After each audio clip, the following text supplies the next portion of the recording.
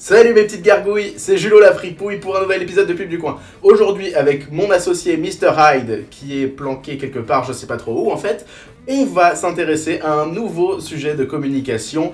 Et aujourd'hui, ça sera l'utilisation des enfants dans la pub. Nous avions traité dans notre deuxième chronique la question des publicités destinées à nos jeunes pousses. Mais aujourd'hui, on s'attaque à leur présence dans des pubs destinées aux adultes. Paradoxalement, on va pas commencer par une pub qui est exclusivement destinée aux adultes. On va commencer par une pub qui est à titre familial, on va dire. Cette pub-là, c'est la pub Findus de 2012, c'est celle qui est arrivée juste avant le gros scandale sur leur viande. Attention, magnéto. À table, les enfants. Ça a l'air super cool. C'est maman qui a tout fait, avec Findus. Mange, Doudou, c'est bon pour grandir dans ta croissance. 100% des produits Findus sont cuisinés sans colorant, sans conservateur et sans huile de palme. Pour vos enfants et les enfants de vos enfants. Naturellement, il y a Findus. 100% des produits Findus sont cuisinés sans colorant, sans conservateur, sans huile de palme et surtout sans viande de bœuf. Ah bah te voilà toi, tu choisis le bon moment pour revenir, on a du boulot avec notre client Findus. T'en penses quoi toi de cette pub? Bah c'est pas beau. Je pense que Findus a pris l'expression « la vérité sort de la bouche des enfants » un peu trop au pied de la lettre. On nous montre une famille qui déguste un plat de lasagne pourri, avec des enfants satisfaits et heureux. Comme ça, la carotte passe bien mieux si elle est glissée par d'innocents petits bambins. Ah je vois, tu veux dire qu'ils nous mentent pour vendre un produit? Ouais mais beaucoup de publicités font ça, presque toutes. Sauf qu'ici, ils grossissent le trait avec des enfants, pour mieux faire passer la pilule. C'est ça? Exactement, fiston. Bon, la publicité, en général, on a l'habitude, on enjolive un produit un peu miteux, on rajoute un soi-disant prix qui défierait toute concurrence, même si on s'aperçoit que c'est souvent faux.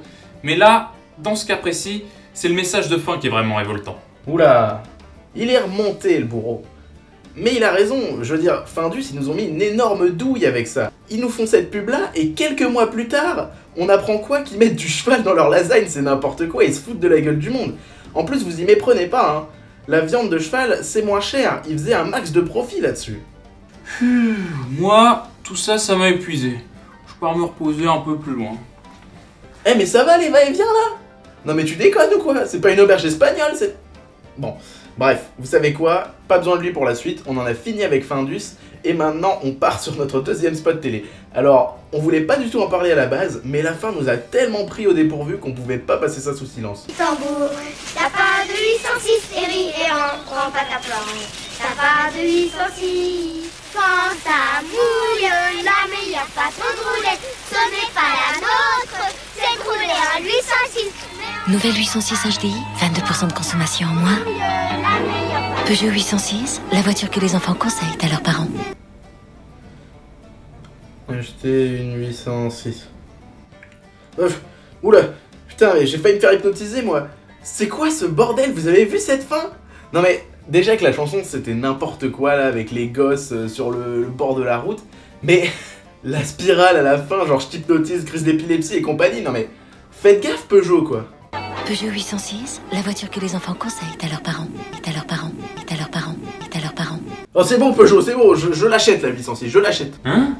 Mais je croyais que t'avais même pas ton permis, toi. Non, mais il y avait des spirales et... Enfin bon, je vais reprendre mes esprits. Ce qu'on va faire, c'est qu'on va changer les idées avec une autre pub qui, utilise aussi des voitures, mais aussi des enfants. Allez, c'est parti. Fuck you, kids! Oh fuck!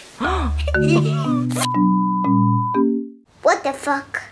God damn it! Fucking shit! For fuck's sake! Who taught you to say that? You. Oh, for fuck's sake!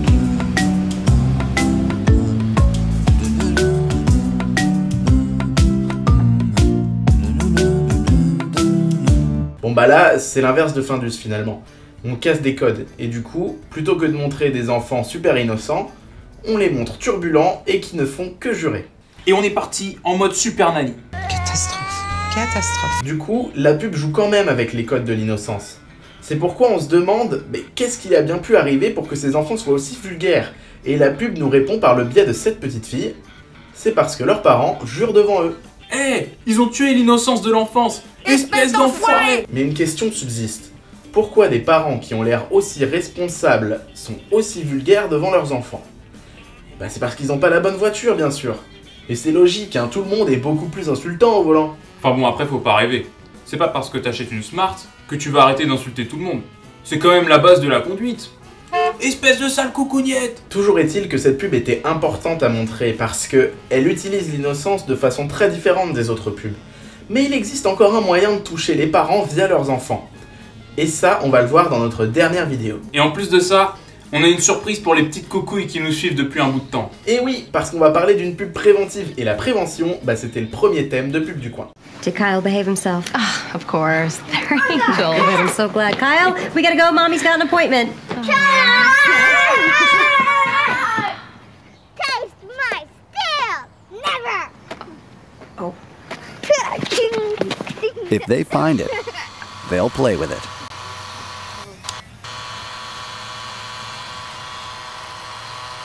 So always lock up your guns. Ouh, drop the mic! Ouais, non, parce que ça coûte cher ce truc-là en fait. Donc tu le drops pas. Ouais. C'est pas facile tous les jours. Bon, vous l'avez compris, la dernière méthode pour toucher les parents, finalement, c'est de leur faire peur. Et encore une fois, comme dans l'épisode 1, pas besoin d'être ni sanglant, ni brutal. Là, la pub marche très bien comme elle est. Et la très bonne idée de cette pub, c'est d'ancrer cette scène dans la vie de tous les jours. Du coup, on regarde ça amusé et on met absolument pas en question ce qu'on est en train de regarder. Quand la pub prend un tournant inattendu et nous explique que les deux garçons auraient pu faire pareil avec des armes, ça cloue le bec du bouseux américain de base qui dirait « Bah de toute façon, moi c'est pas possible. Il est pas con, moi mon gosse. Moi je te dis, il aura jamais trouvé mon arme. Hein. Pas con, elle est dans le placard. Il est pas con. Une fois, il a tiré sur sa sœur, mais il l'a pas fait exprès. C'est elle aussi, elle passe devant le gibier, la conne. » S'ils peuvent trouver les jouets de maman, pourquoi pas ceux de papa? Et en plus, vous pouvez noter que cette pub joue aussi sur les codes de l'innocence. S'ils sont assez innocents pour prendre des godes pour des sabres laser, pourquoi ils seraient pas assez innocents pour prendre des armes pour des jouets? Waouh! Tu fais super bien le mort, Julo! Julo? Bon, le rigolo, tu finis la chronique, s'il te plaît? Moi, je vais faire caca chez Paul. Je vais faire caca chez Paul. Oui, mais il manque pas d'air, le costaud, là. Il me laisse tout seul conclure, pas conclure. Moi, c'est pas moi qui fais ça, d'habitude. Bon, bah, du coup, on va essayer de rassembler un peu le bazar. L'utilisation des minots dans la publicité, je peux vous dire que c'est pas un phénomène récent. Ça fait des décennies même, la pub Peugeot, ça date de 99. Après, dans la chronique, on a vu des exemples bons, moins bons, un peu comme on fait d'habitude. On a essayé de relier tout ça avec nos anciens épisodes, pour qu'il y ait un peu un fil conducteur, une suite dans la série. Donc tu peux t'abonner, partager, liker. Nous, on a encore plein de projets à faire, tu vois. On est des mecs, on bosse. C'est notre vie, ce projet. On taffe ça comme des chiens, quoi. On est passionnés, je veux dire. Donc faut nous donner de l'argent. Hein. Par exemple, là, il y a pas longtemps, il y a l'homme de Joe qui est sorti. Bah tu vois, j'ai pas eu d'argent pour acheter une couche, j'ai fait une vidéo sur ma chaîne. Arrête-toi, abonnez-vous à ma chaîne. Voilà, je vais dire plein d'abonnés. Les abonnés, dans la bande d'abonnés, t'as vu, t'es parti avec des sous. C'est faux, juste bon. Ah, je peux dire, bon, ça fait longtemps, c'est bien, moi, si tu m'enlèves ça, j'ai plus rien. C'est simple. J'ai pas de travail, je suis au chômage. Qu'est-ce que tu veux que je foute d'autre de ma vie? Je postule même chez Bio, c'est bon, ils me recalent. Qu'est-ce que tu veux que je fasse d'autre? Oh, c'est pas facile tous les jours. Bon, je vais y aller.